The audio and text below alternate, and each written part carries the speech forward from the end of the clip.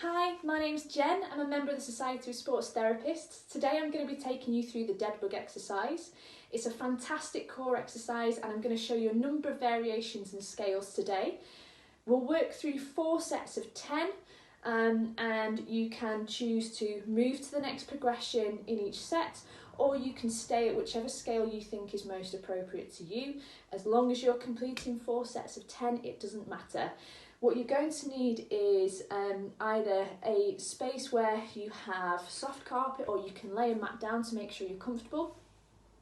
And what we're aiming for in this exercise is to maintain contact between our back and the floor. So our first progression, you're going to lie on the floor and imagine you're bringing your pelvis and your ribcage closer together, so we start to get contact between your lower back and the mat or the floor below you.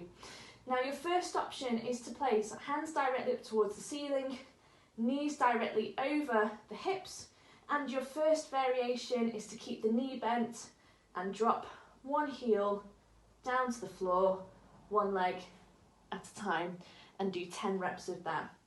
If you find that a little bit easier, and hopefully you've got a bit more space than I have, we're going to go 1 foot down towards the floor and the opposite arm is going to go down towards the floor. As you can see, I'm a little bit limited in space, but you can move the arm back all the way down towards the floor and then come back to the middle.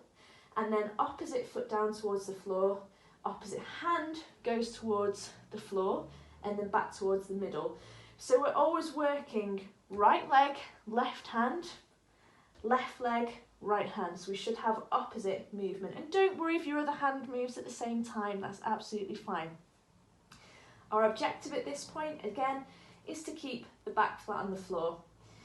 For your third set, if you found both of those variations easy, then your next step is to lengthen the leg as you take it down towards the floor, maintaining that contact here, and bring it back up. And again, we can move the arms with that as well. And then your final progression, you're going to need a wall space or a sofa behind you, and you're going to push your arms up in towards the wall, or in my case a sofa. So we create a nice tension line through the middle.